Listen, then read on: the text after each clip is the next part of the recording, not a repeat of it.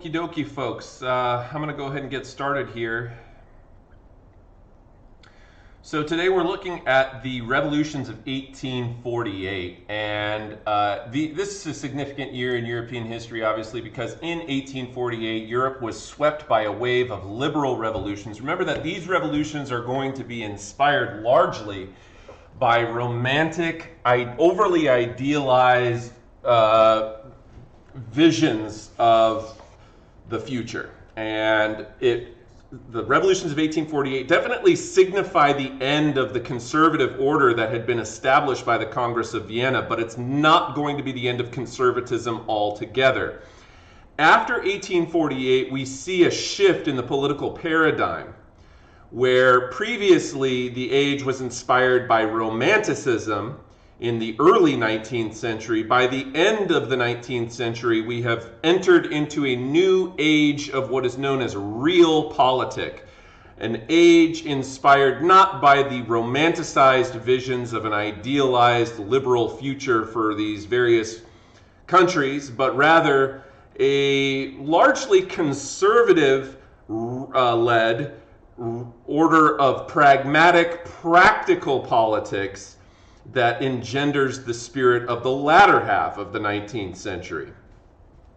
So revolution even swept through Austria, which we will talk about later in class, which forced Metternich to resign. He had been in power for quite some time, going all the way back to 1815 with the Congress of Vienna. But after the revolutions of 1848 break out, he is forced to resign and go to exile into exile in England, which of course there's a certain irony to that, because back in 1815 Metternich had initially predicted that England would be the first to have a revolution inspired by liberal revolt, but they end up not having one at all. And we're going to talk about a little bit why that is. Why doesn't Britain have a liberal inspired revolution in the same way that the French do? You know, we'll get to that. So, this major wave of revolutions affected all of Europe with the exception of Great Britain, which at the time was the most advanced European nation and domestically the most liberal, and Russia, which was the least advanced nation and politically the most conservative.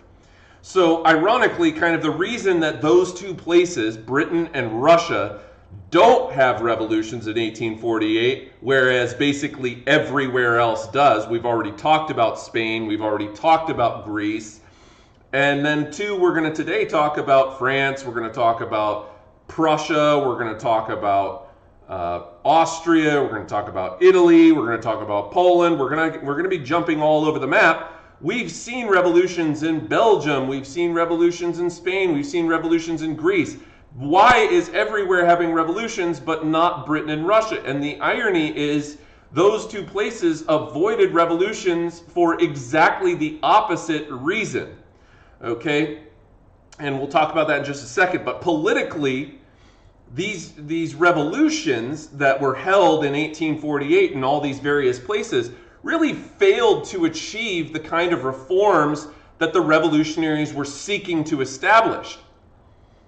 Nonetheless, they of course still had a significant impact because they signified an overwhelming discontent with autocratic, despotic rule of absolute monarchs.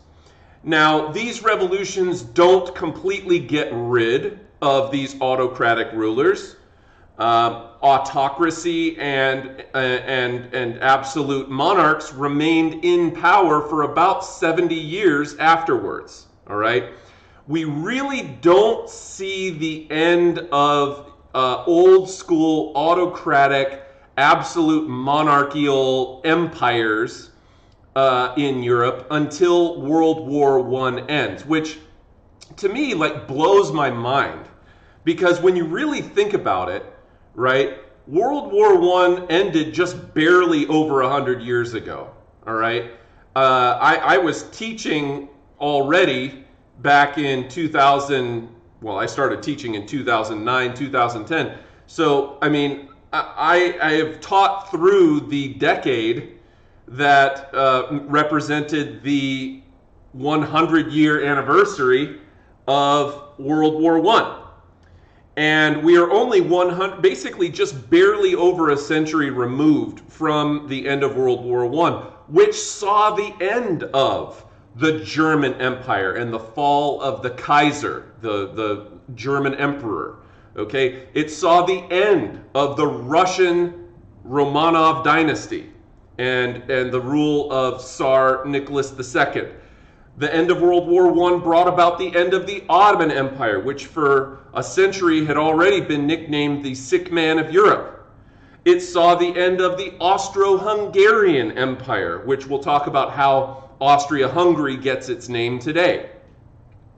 But the Habsburg Empire is gone after World War I. So realistically, in the scope of human history, we are really only barely 100 years removed from these old school autocratic, absolute monarchical styles of governance that were, as far back as 1848, starting to be challenged and rejected by a significant portion of the population, particularly the urban populations, because peasants tend to be more conservative and rural-led revolts are less common.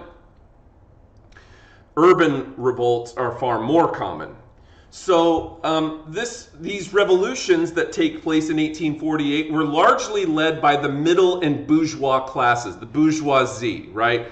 The upper middle class, the liberals, the pro-capitalists, the pro-business owners, those kinds of guys. And the revolutions failed largely because of the disagreements between the working and middle classes.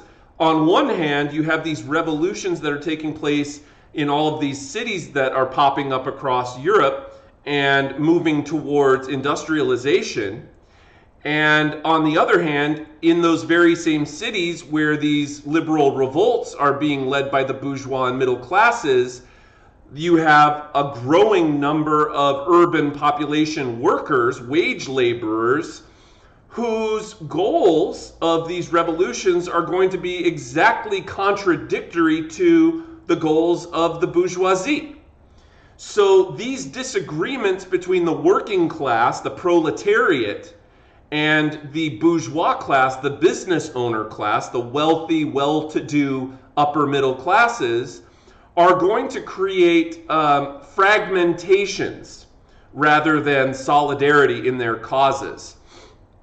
Following their initial successes in deposing autocratic rulers. The revolutions were usually short-lived in their success and ultimately put down after fragmentation started to form about the visions of what the future of these revolutions would procure in, let's say, wherever, Vienna or Budapest, Hungary, or Paris, or wherever. So given their lack of a unified vision, the short-lived successes of the 1848 revolutions were usually put down within a month or two by autocratic rulers who were much more uniform in their vision of returning the state of these places back to a pre-revolutionary state and reinstate their power shortly after the revolutions began in most cases. It should also be mentioned, and I did mention this to you last class, that the Communist Manifesto, written by Karl Marx, was released in 1848. And so German political philosopher Karl Marx made some rather poignant and prescient predictions in the Communist Manifesto that very much were carried out in the revolutions of 1848, where we saw in some cases violence between the working classes and the bourgeois classes, which is exactly what Marx predicted in the Communist Manifesto, is that industrialization and capitalism at large would invariably result in class warfare between a ruling business class of bourgeoisie and a much larger oppressed working class known as the proletariat. And so we do see some of that happen in 1848, although none of those end up resulting in communist governments forming at that time. But nonetheless, a rather poignant prediction by Marx coming out the very same year that these 1848 revolutions break out. So I mentioned to you already, Britain and Russia avoided significant upheaval, but as I said, for the exact opposite reasons. In Britain, we talked about how Britain during the Congress of Vienna years, on an international foreign policy level, was very conservative. They didn't want to see more liberal revolts breaking out across Europe and destabilizing the situation. They wanted to be able to trade and do business and conduct themselves in a peaceful environment. But domestically, at home in Britain, we must note that Britain, of all of the European nations, was by far the most liberal. Britain, as we talked about in the Industrial Revolution unit, of course, was using their own national bank to finance entrepreneurial pursuits and encourage the growth of industrialization and business and so on. And Britain's parliament was more representative than a lot of other places in Europe, which remained very autocratic and dictatorial in their rule.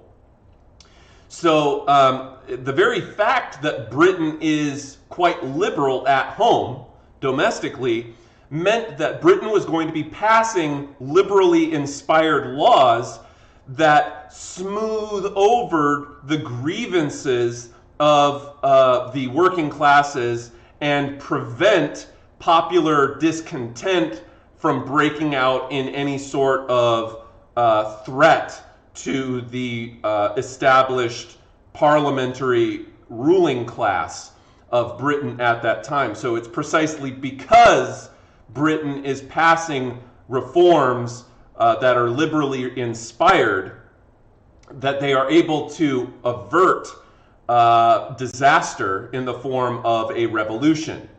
It comes close. They came awfully close with something called the Chartist Movement, which you've learned about if you did your reading guide for the Industrial Revolution unit, but I didn't talk about it then because I just feel like it fits a lot better with this unit here when we're talking about the revolutions of 1848, because the Chartist Movement is the closest that Britain ever got to one of these revolutions that takes place at that time.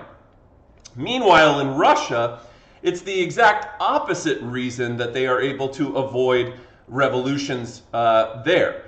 Rather than passing liberal reforms, they're doing the exact polar opposite. They are using old school political despotic oppression, top-down Tsarist control, military oppression to crush any hopes of a successful revolution in Russia. The other thing that we have to mention about Russia that you need to be aware of is that because Russia is so vast, and because Russia is largely pretty much not landlocked, but effectively landlocked, because Russia's ports are often in cold waters that freeze over in the wintertime, with the exception of maybe St. Petersburg. But outside of that, Russia was really frustrated by attempts to industrialize because of its mere size,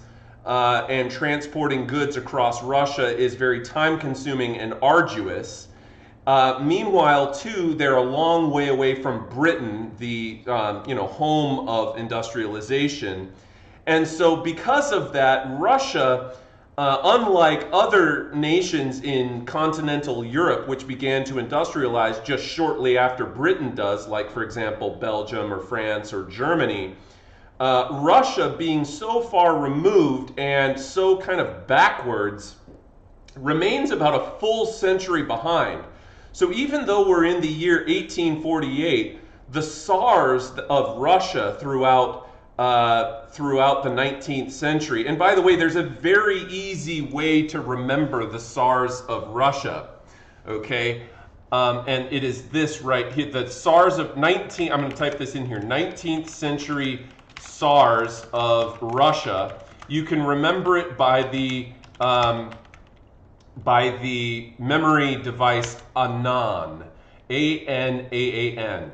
And that stands for Alex I, Nicholas I, Alex II, Alex III, and then Nicholas II.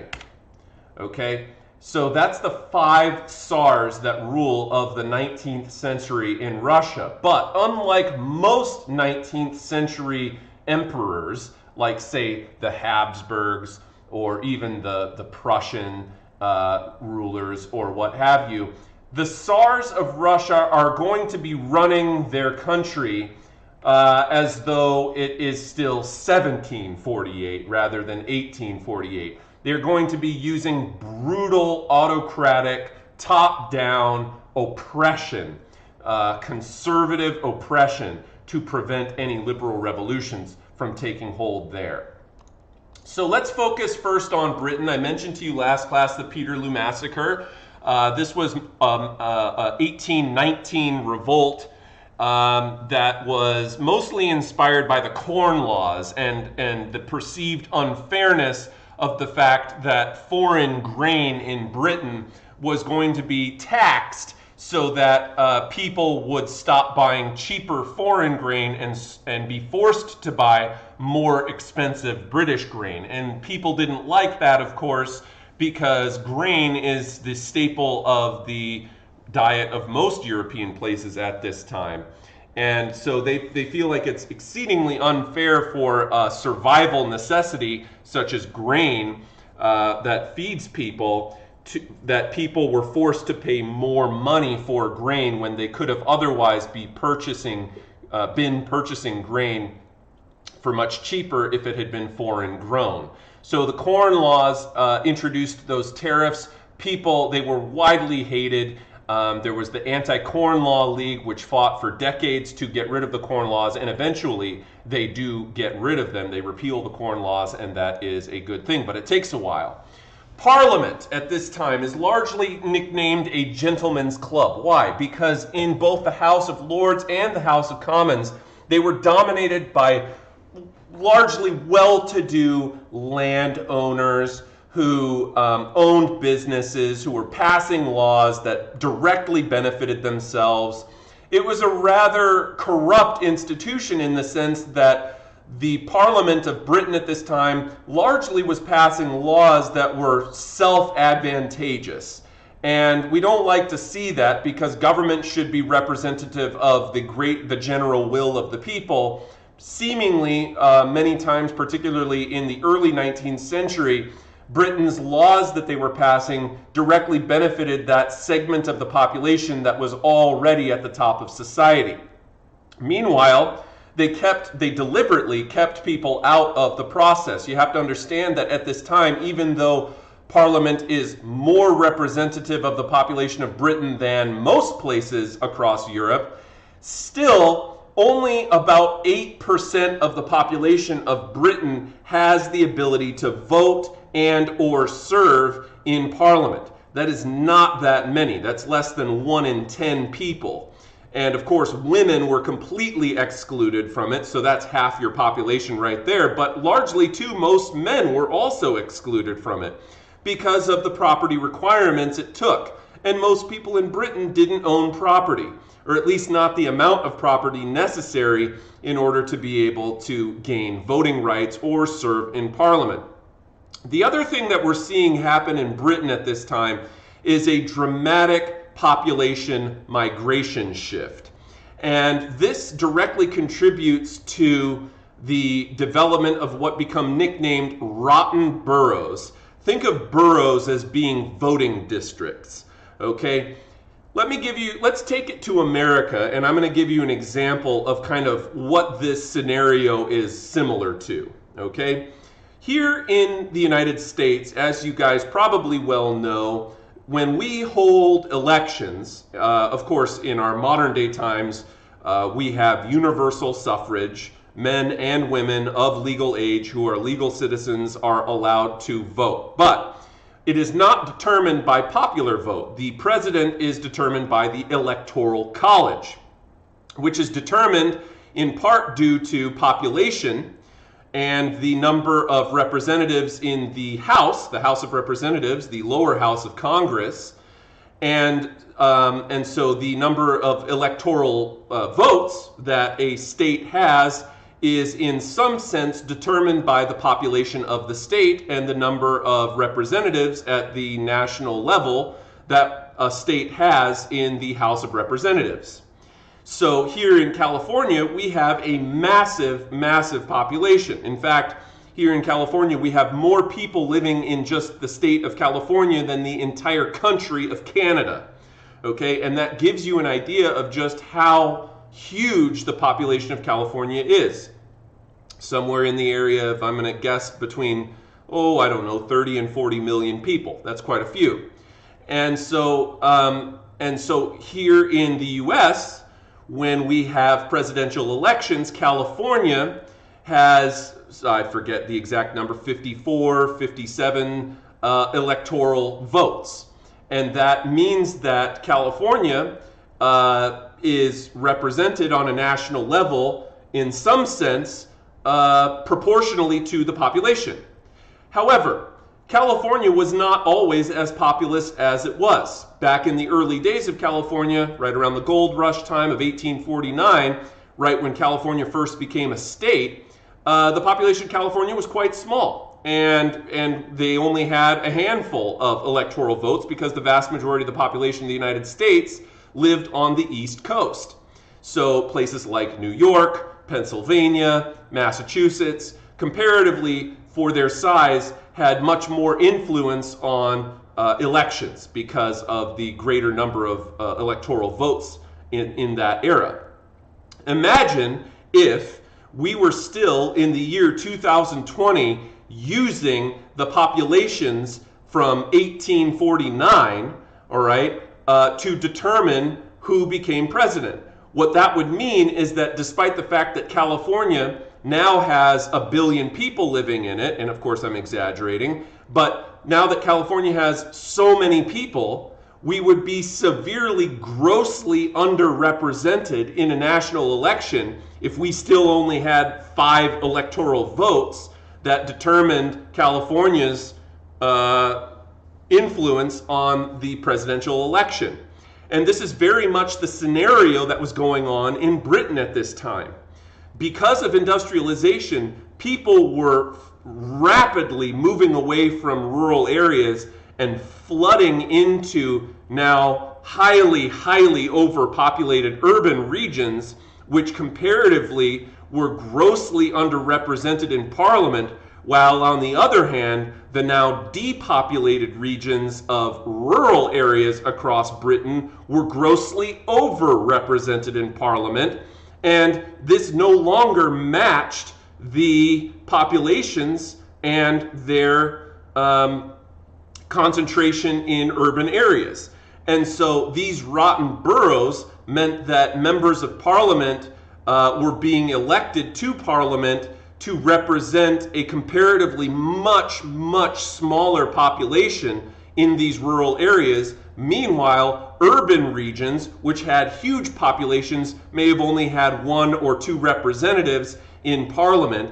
And this was concerning and upsetting to a lot of people because these rotten boroughs meant that laws were being passed that had undue representation for rural areas that no longer really had the populations there to support them.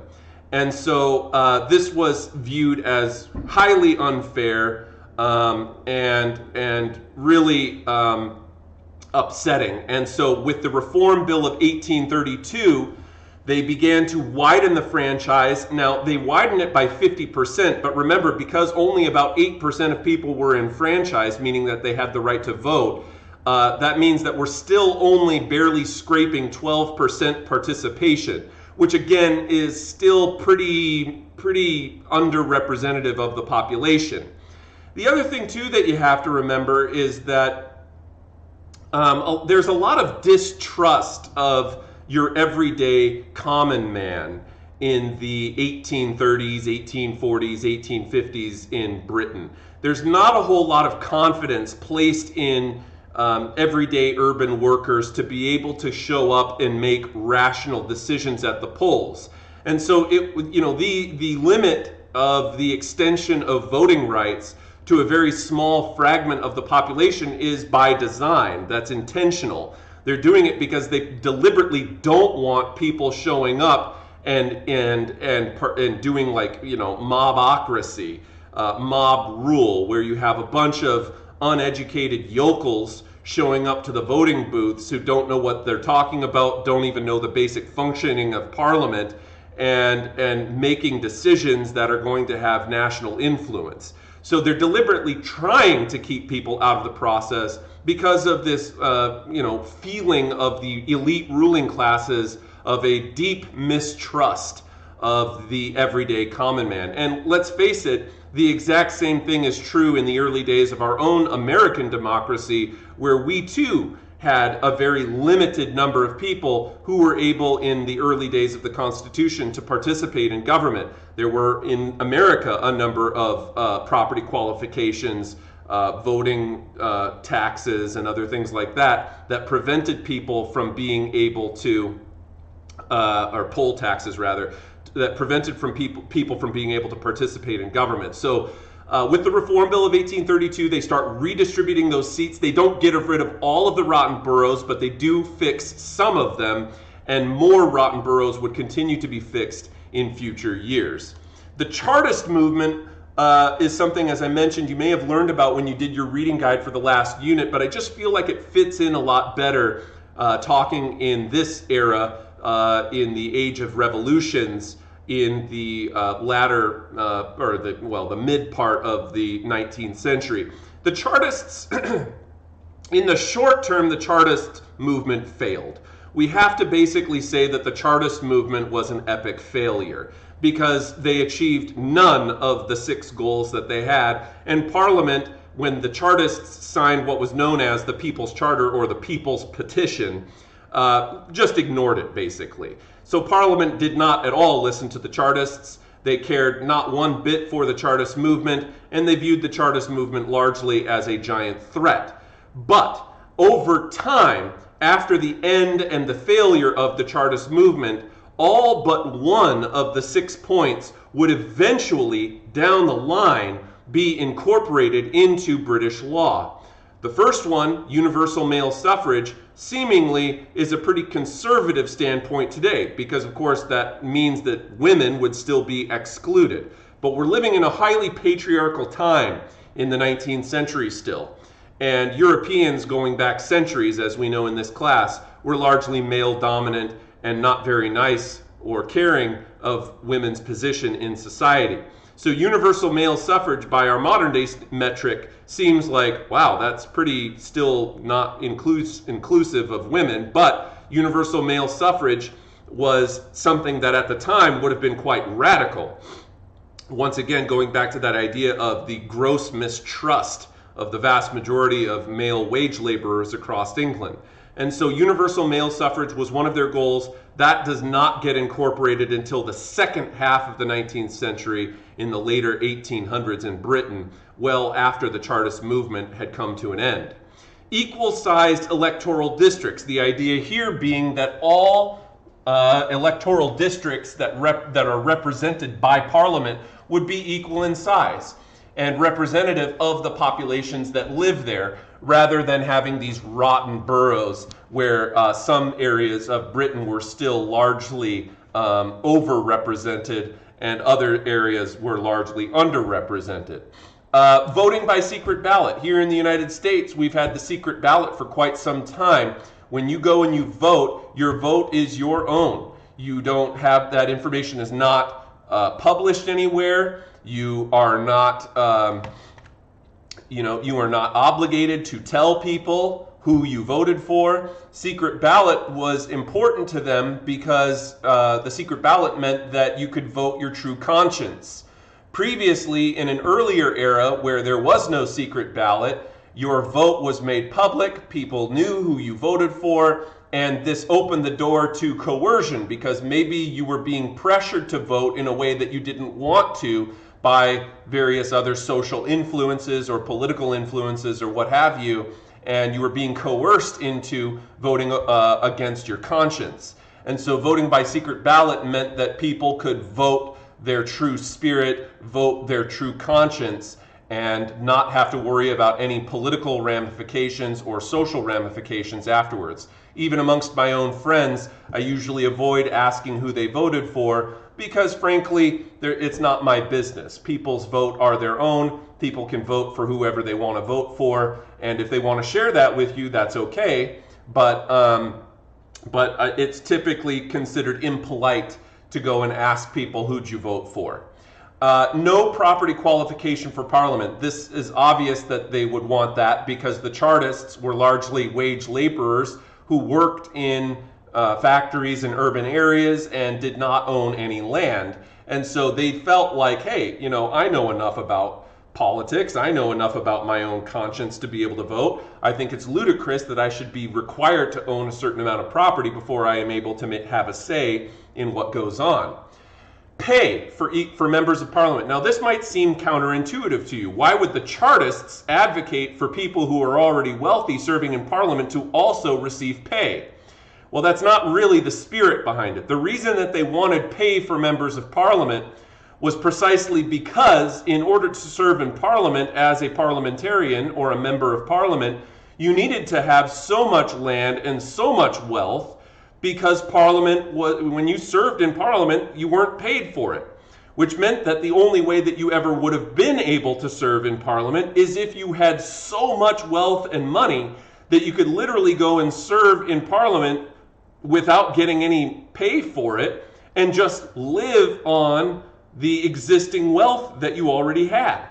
So from the Chartist perspective, they feel that pay for members of Parliament is really important because that's the only way to open the door for people who may not have tons and tons and tons of money to just survive on, and instead be paid for their position so that people who don't have a lot of money can actually get a seat in Parliament and receive pay for their work and open the door to poorer segments of the population being able to find their way into a seat in Parliament.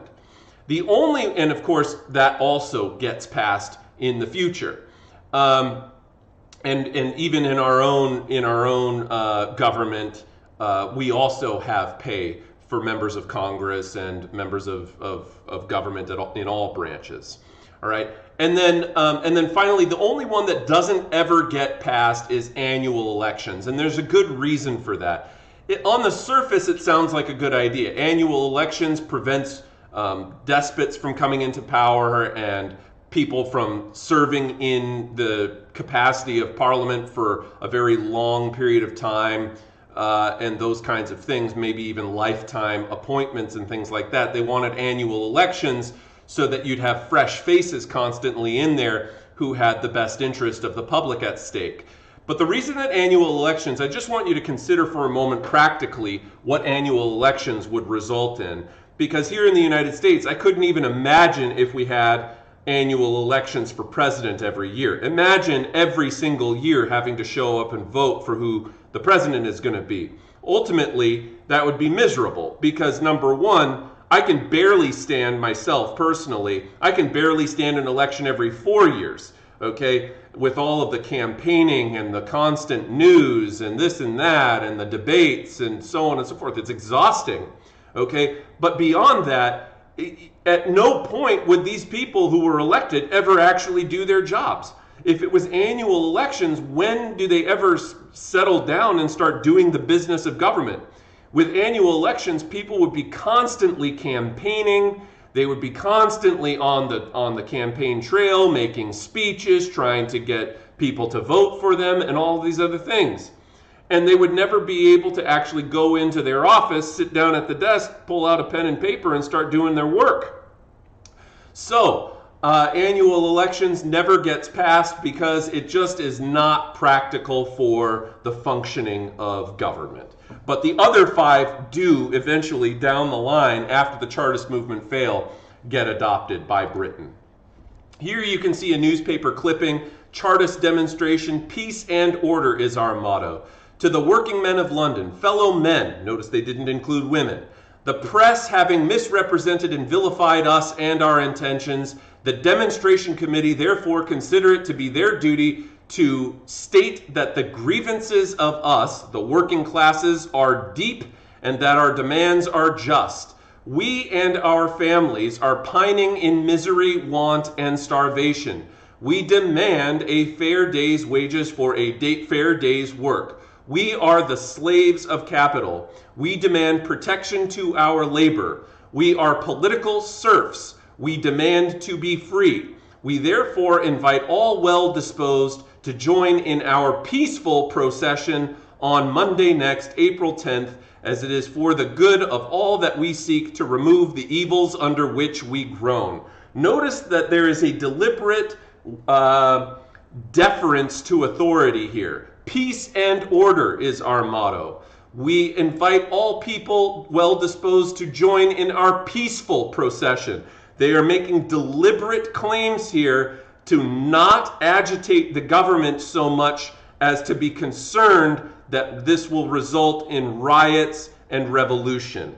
Nonetheless, despite the fact of this clipping here that you just read, despite the idea that peace and order was their motto, we can safely say that not all Chartist demonstrations were able to maintain peace and order, and indeed many of them erupt into violence. The Chartists, Parliament does not act on the petition that all these Chartists signed and delivered to Parliament. They basically ignore it. Demonstrations start to be organized, letting them know that their voice will be heard between 1838 and 1848. And indeed, like I said, some demonstrations were not so peaceful. Some of these end up breaking out into riots, and you have this political cartoon here from a newspaper where you can see an artist's rendition of the police officers there in top hats and uniforms using billy clubs to subdue the angry peasant working population, not so much peasant, but working urban population that was demonstrating in the streets on behalf of the Chartist movement. The greatest meeting of the Chartists happens in the year of revolutions, 1848. This was known as the Great Chartist Meeting. This one nearly could have resulted in a revolution in England. This is the closest England ever got to a revolution in 1848. But the leader of the Chartists kind of lost his nerve at the last second. They had been planning to essentially storm London, take over the capital, and all these ideas, these kind of pie-in-the-sky, romanticized visions. But they line up on one side of the river, the British military and police line up on the other side of the river, and then the Chartists eventually lose their nerve and end up dispersing. So it doesn't result in a full-scale revolution like they would have in, say, France or something like that. But estimates of the number of people, this is a kind of a point of view activity, thinking about DBQs. You know, if you're reading documents, you want to be thinking about the point of view of who wrote the document. So if you were reading a document that was created reflecting on the Chartist movement by the Chartists themselves, they estimated that about 300,000 Chartists gathered together in the Great Chartist Meeting. But keep in mind, because that was released by the Chartists themselves, they have a vested interest in exaggerating the influence of their cause. And so the Chartists estimated that they had about 300,000 people gather. The government, which has its own vested interest in putting down the Chartist movement, estimated that only 15,000 Chartists showed up for the Great Chartist Meeting. Meanwhile, the Sunday Observer, which was a newspaper reporting on the incident the day after it happened, reported that there were about 50,000 Chartists. And if we take a look at these three different estimates, which vary widely, we could probably come to a safe assumption that the Sunday Observer is probably the most accurate reflection of the number of people who congregated at the Great Chartist Meeting, because it's the only source there that doesn't have a vested stake in trying to either inflate or deflate, exaggerate or undermine the significance of the event. whereas the government and the Chartists did have a vested interest and a point of view that would have lent themselves to manipulating or exaggerating the numbers. So that gives you kind of an idea of the Chartist movement. Moving over to France. In France, there was a fundamental desire for more representative rule underlying the revolution in France. More immediately, because of the reform bills that started to be passed in England, the expansion of the franchise in England put pressure on France. And under the July monarchy, established in the revolutions of 1830, political demonstrations were outlawed. Remember that Louis Philippe, the ruler that came to power over France after the July monarchy or the July days of the revolution of 1830, Louis Philippe really doesn't do much for the lesser bourgeoisie or the working classes, and instead outlaws these demonstrations and in the name of preserving law and order. So people, instead of having public demonstrations, political riots and things like that, since those were outlawed and would have been put down by the French government, instead people started meeting privately in these organized political banquets that also end up getting outlawed just before the Revolution of 1848. But for much of the rule of Louis Philippe, political notables would meet together in these private banquet halls, ostensibly for the purpose of having a dinner party, but really for the purpose of having their own private political rallies. And these two end up getting outlawed, but it's a way of circumventing the law that was created against public political demonstrations under Louis Philippe.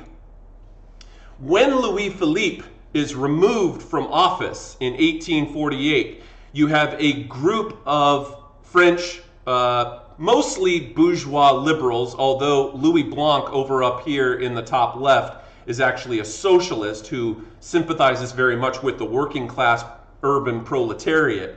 But aside from that, the vast majority of the people in this image here were French politicians, liberals for the most part, who took over the government for a period of time in order to create a new French government known as the Second French Republic, which is the second time that France experimented with republican government, going back to the first time since the First French Republic under the French Revolution during the Reign of Terror under Maximilien Robespierre. But this would be a new Second French Republic designed by this group of French gentlemen.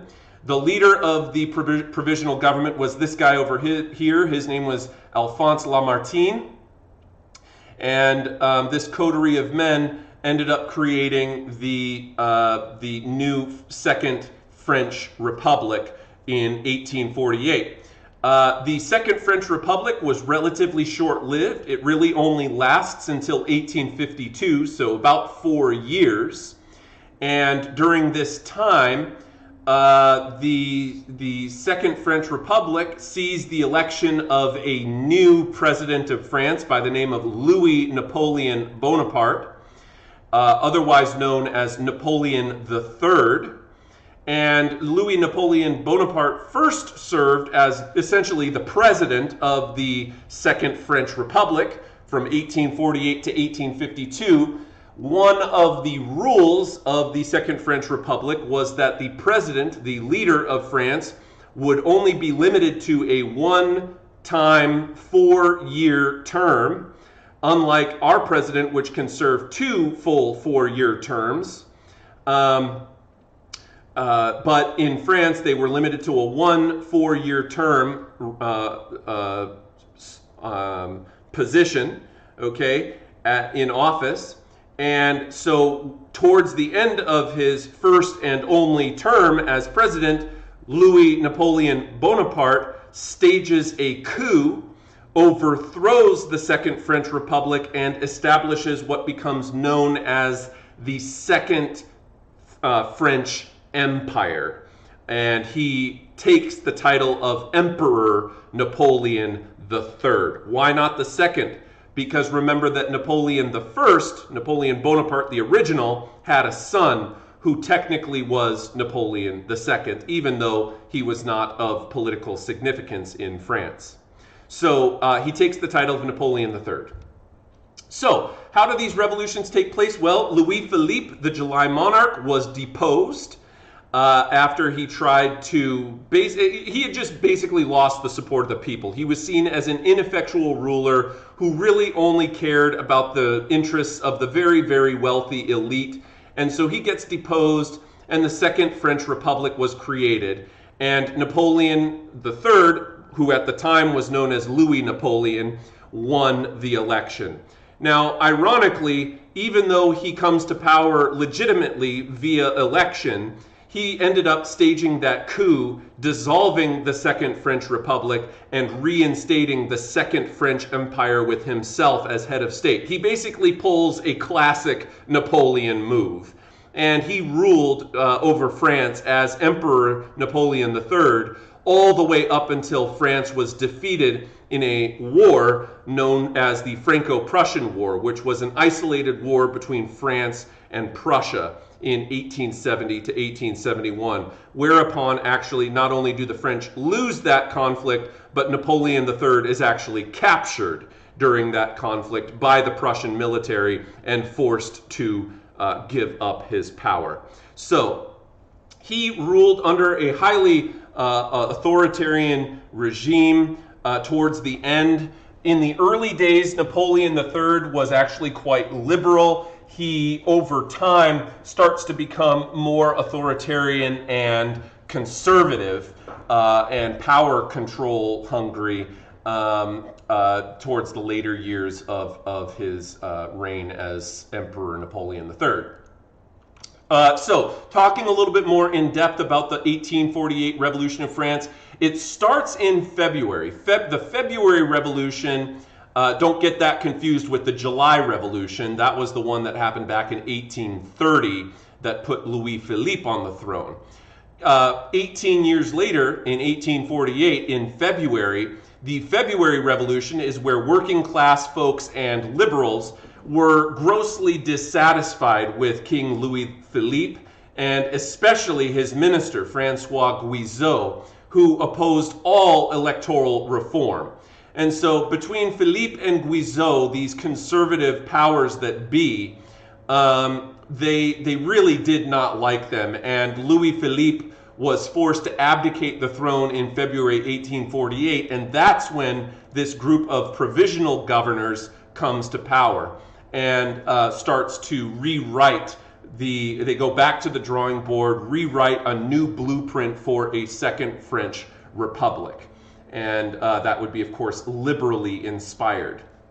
The artist Charles Philippon was jailed for this very unkind portrayal of King Louis-Philippe in 1831. The pair, as you can see here in the lower right-hand corner, was a euphemism for an ineffectively working male body part, and they turned the pair into the head of Louis-Philippe and portrayed him in this political cartoon. Of course, that would have gone against the censorship laws that Louis-Philippe put into place that challenged his authority. Later on, a realist artist who was best known for some of his other works by the name of Honore Daumier defiantly supported Charles Philippon, by publishing a caricature of his original controversial cartoon, once again in the shape of a pear, which was very insulting to the king, Louis-Philippe.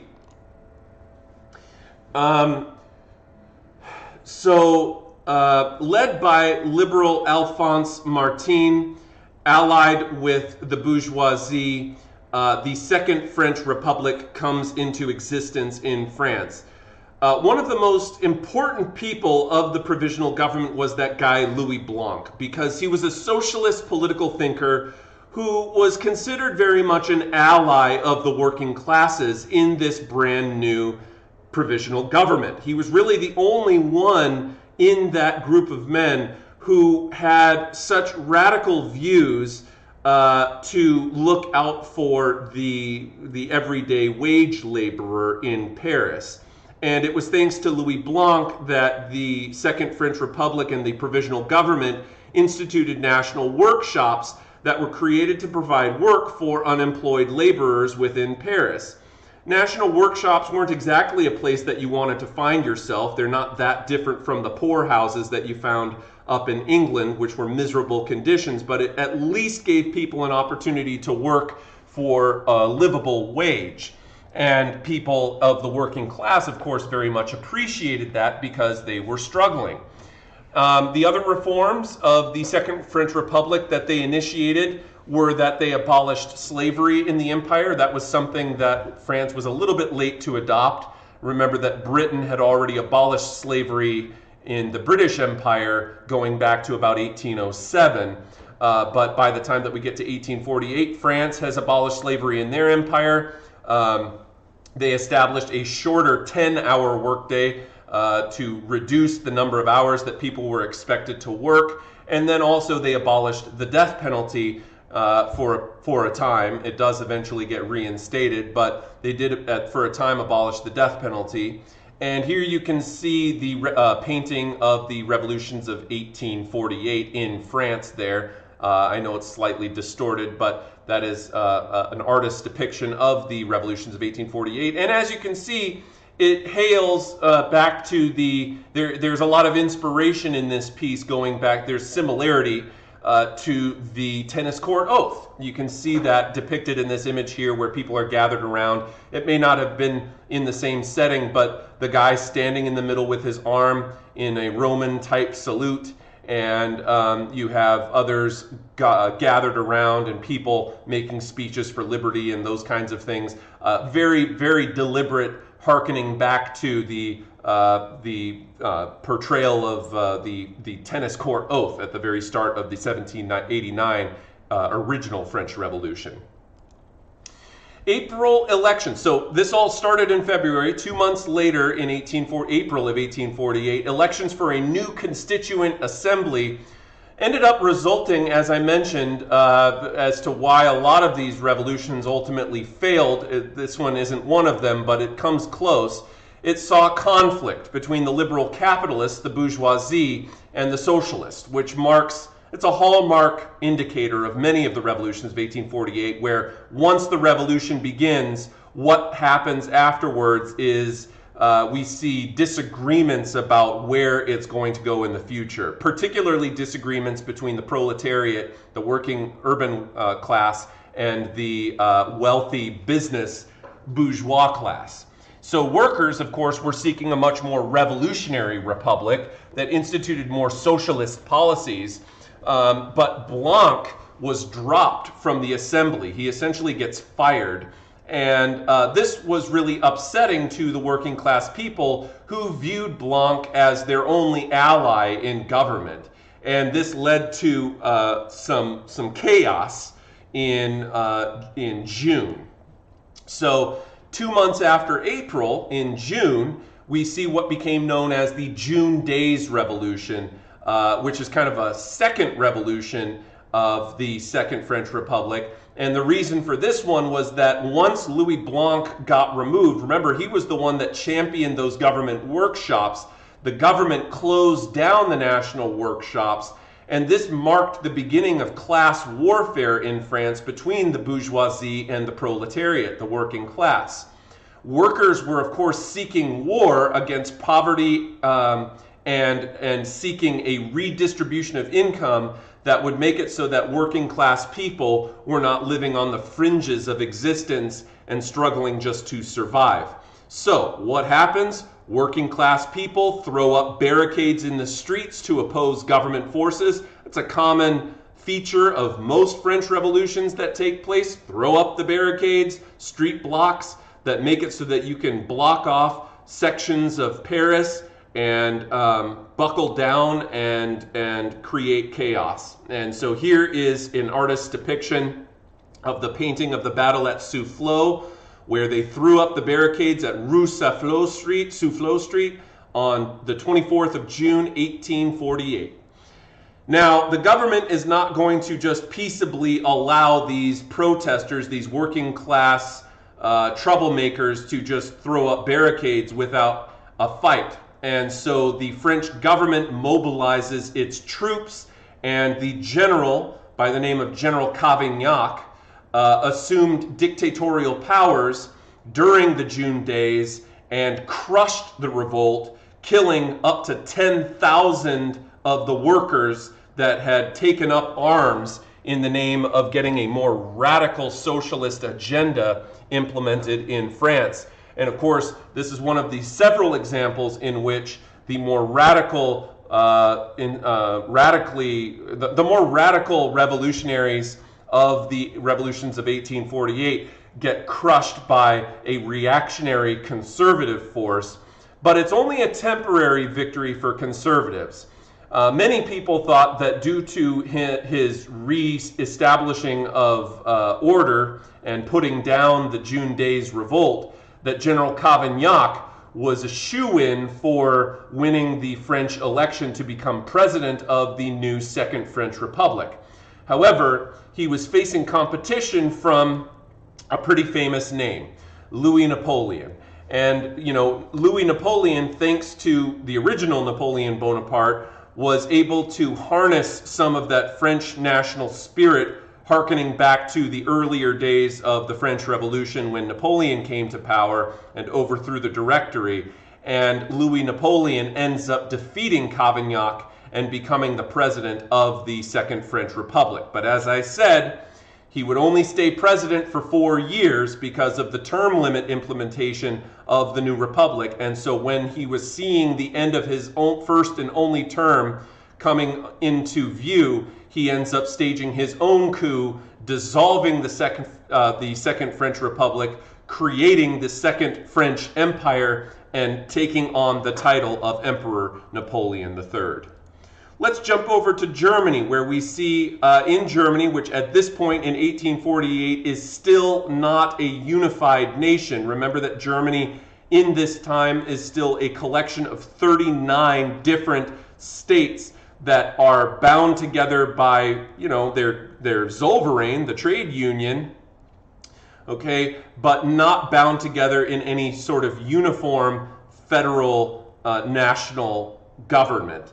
They are each single sovereign states that operate as a confederate or a confederation that sometimes come together to look out for each other's interests, but most of the time operate independently. And of course, the most powerful of all of these German states is going to be Prussia, a rising star in the name of nationalism and military might in the German states.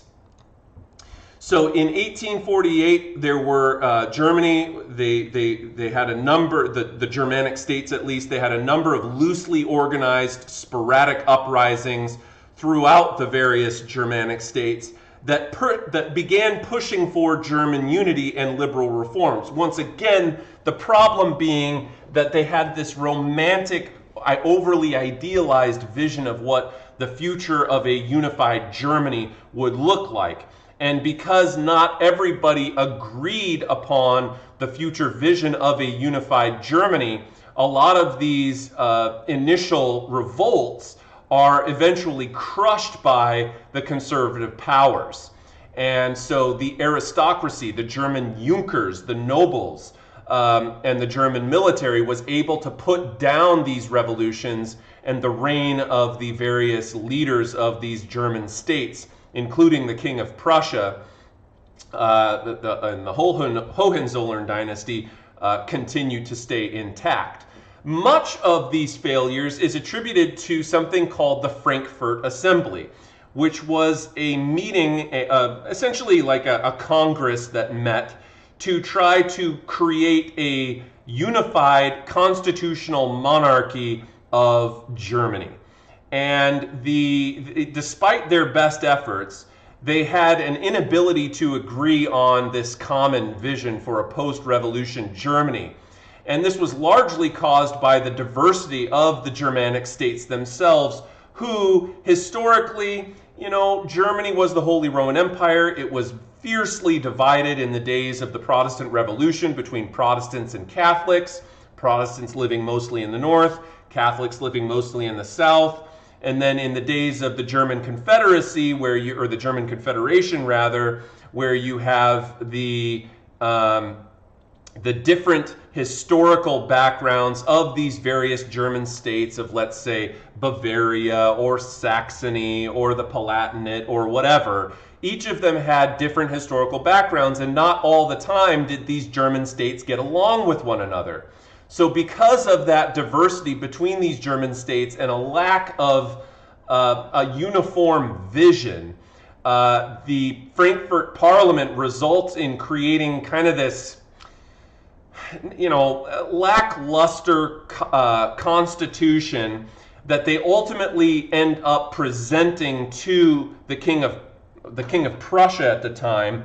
And I think it's King Frederick William III or King Frederick William IV, one of them. They end up taking a look at it, and their response was literally, "I will not accept a crown from the gutter," meaning that you lowly political idealists have absolutely no ability, no political authority, no right to come up with this constitution and expect that I will just accept it. And so that puts the nail in the coffin in the entire Frankfurt Assembly's efforts to unify Germany. And Germany does not end up unifying for another 23 years. Is it 23? Yeah, 23 years after the end of the Frankfurt Assembly. Jumping further south down to Austria, the Habsburg Empire. One of the things that made the Habsburg Empire, whereas Prussia in the German states was a rising star, a star that had just formed by coalescing, particles in space and creating this bright, hot, burning star that's really rising into military prominence at this time. The Habsburg dynasty is a dying star. It's a star that's on its last legs. It's turning into a red giant and about to supernova. And the reason that the Habsburg dynasty really faced so much difficulty during the revolutions of 1848 is precisely because of the function of nationalism. See, whereas in Prussia, which was one of 39 different German states that were all more or less culturally German, the bridge was a lot shorter to mend than the bridge between the multi-ethnic empire of the Austrian Empire, which had many, many, many different national groups living in it. And since many of the revolutions of 1848 were themselves driven by nationalism, the entire Habsburg Empire rose up in revolution. Take a look here on this map. We have revolutions in Bohemia by Czechs, okay, the Czech people of what is now the Czech Republic, okay, staged a revolution. We had Ukrainians up in Krakow, in what is now modern-day Ukraine, staged the Krakow uprising in 1846. We saw revolutions in the heart of Vienna, which is the capital of the Austrian Empire, and now modern-day capital of Austria.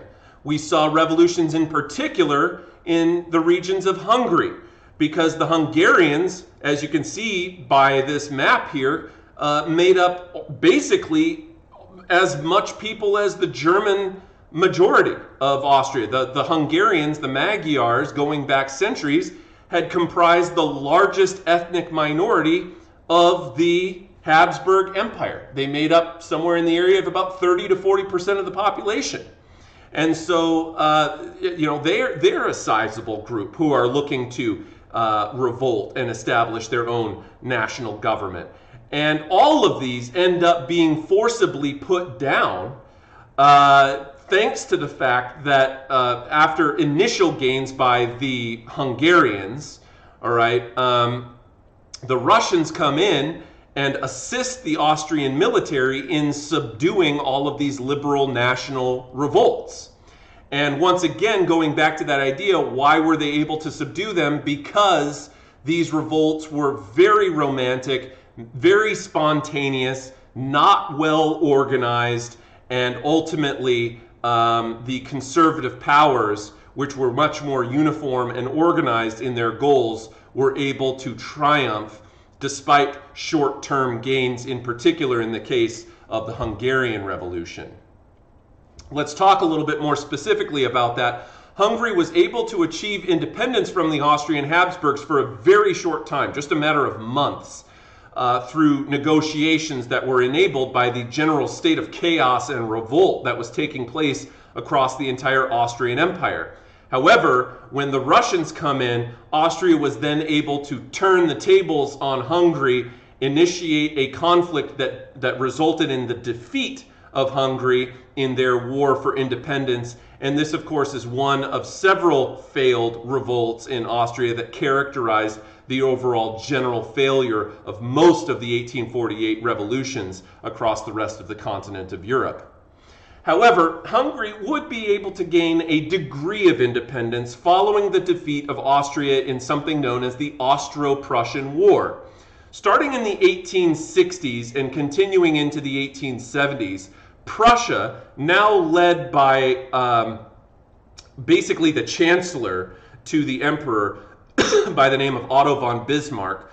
Otto von Bismarck was a conservative politician who used war like a surgical scalpel to be able to exact dominance or exert dominance over various other European powers. Namely, he fights a war against the Danes, he fights a war against Austria, and he fights a war against France. But being that political genius he was, Bismarck was able to keep these wars extremely confined, the same way that when a surgeon performs surgery, he tries or she tries to perform the surgery in a way that is not going to cause you more injury than necessary.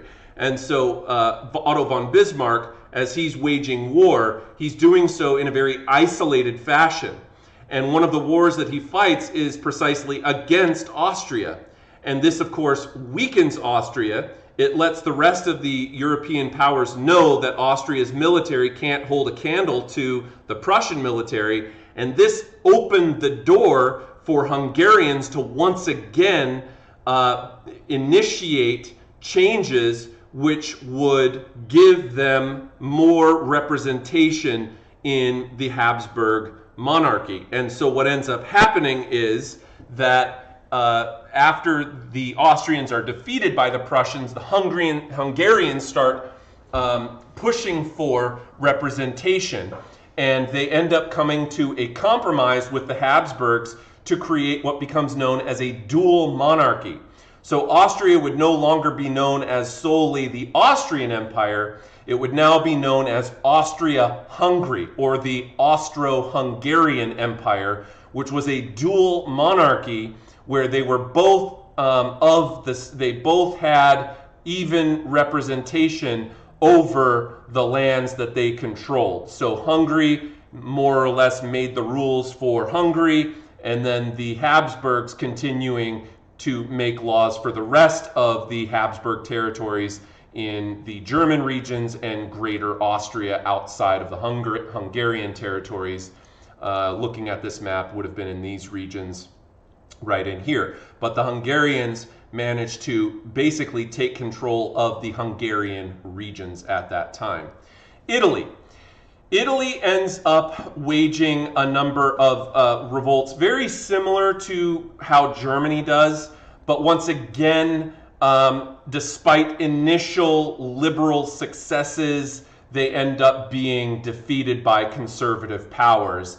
Once again, due to conflicts between the people staging the revolt about what the future of a unified Italy would look like, because as you know, Italy too at this time is still not yet a unified nation. So Italy does not unite during this time. It would be about another 18 years or so before Italy found their way towards unifying. And again, it goes back to Italy has some states in the north that are more urban. They have other states in the south that are more rural. The Italians between the various states of Genoa and Venice and so on, Tuscany, did not really have a common history with one another, similar to Germany. Historically, they had been, in shifting alliances. They'd gone to war with each other. There really wasn't enough of a strong national binding force between these various Italian states that was able to guide them through the Revolution of 1848 towards any semblance of a unified state.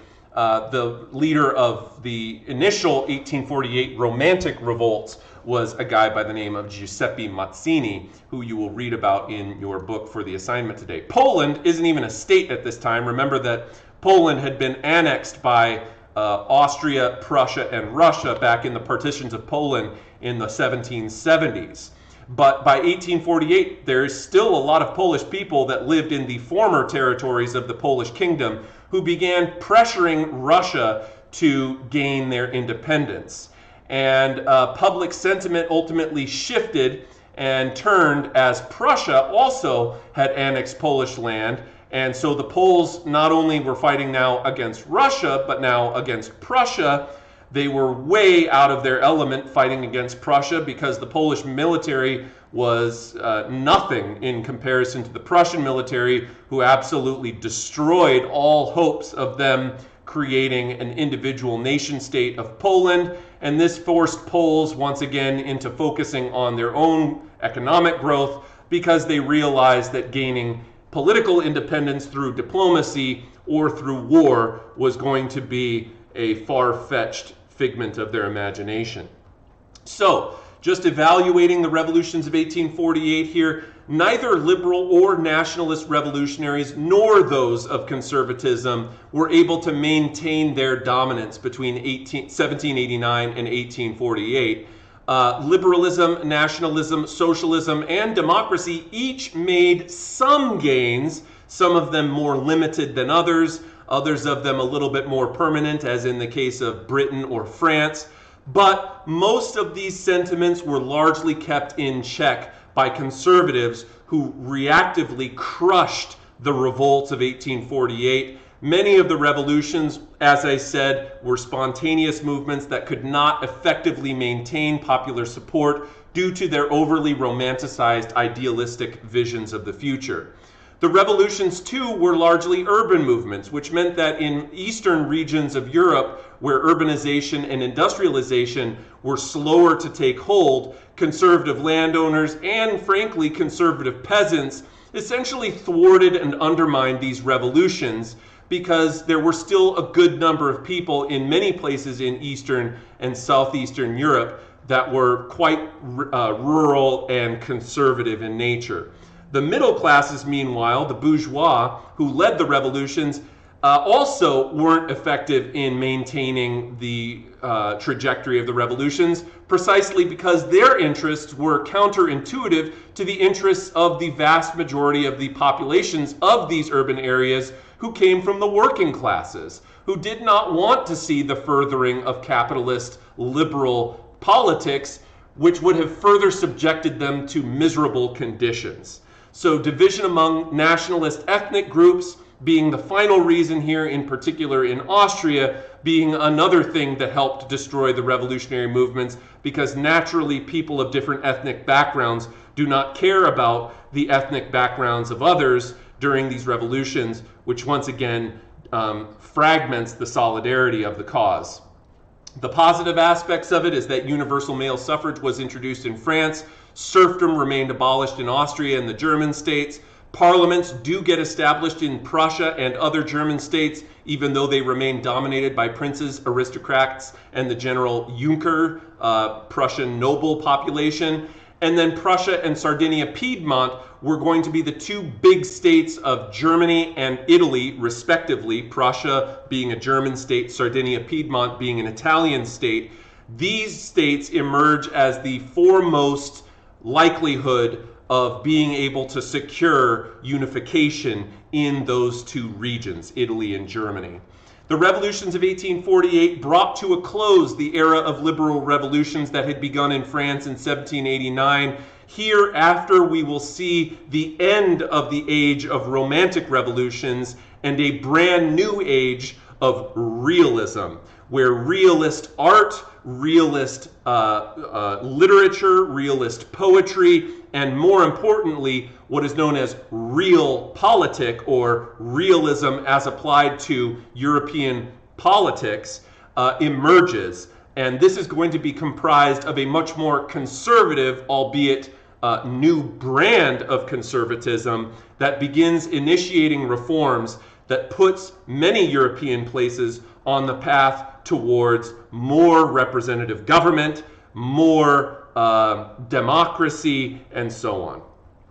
Folks, it is 10:26. I have worn out my time. I want to thank you so much for tuning in. Please make sure you go on and get the reading guide assignment done, which will finish our focus on chapter 21, and we will be moving on to German and Italian unification next class, looking more closely at that on Friday, and moving on to chapter 22.